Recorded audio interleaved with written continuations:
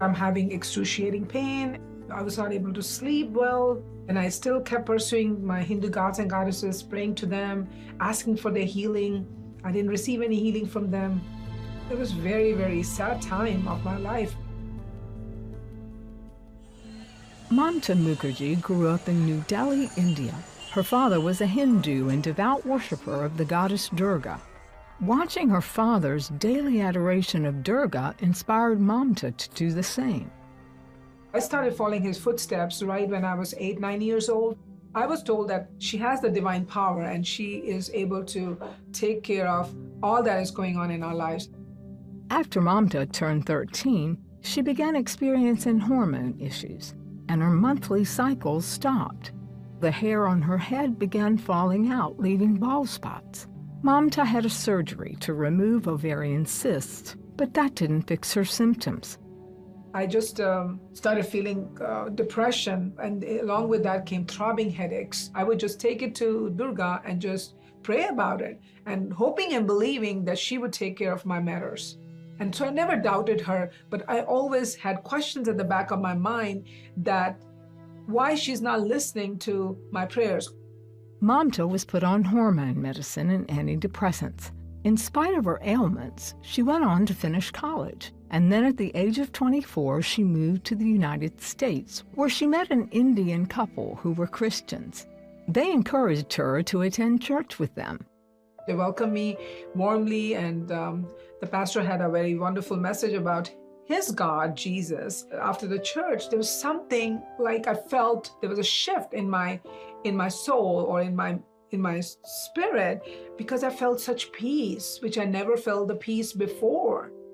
For the next several months, Mamta went to church on Sundays while continuing to worship Durga the rest of the week. I had fear of losing track of my Hindu gods. If I would step out of Hinduism, if I would step out of worshiping my Hindu gods and goddesses, they would punish me. They would be angry with me. Eventually, Mamta got married and stopped going to church. She and her husband moved to North Carolina, where, with the help of fertility treatments, they had 2 daughters. All the while, Mamta continued to be tormented by health issues.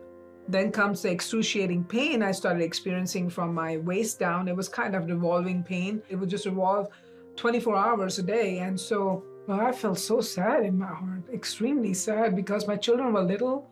I felt handicapped.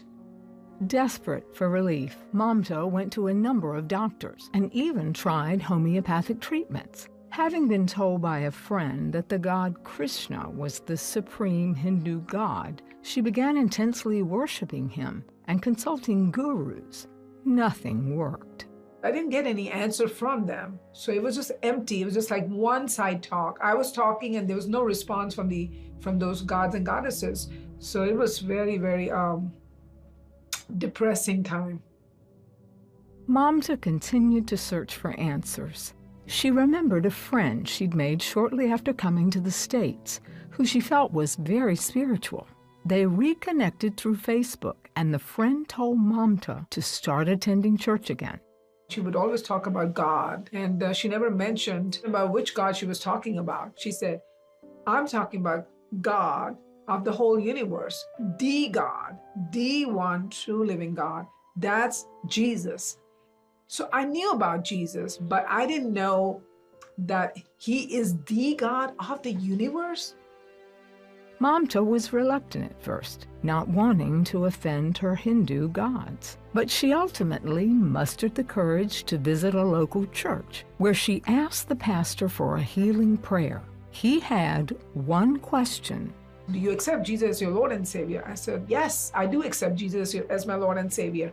And then at that point, then they started gathering congregation, and then they started praying for my healing.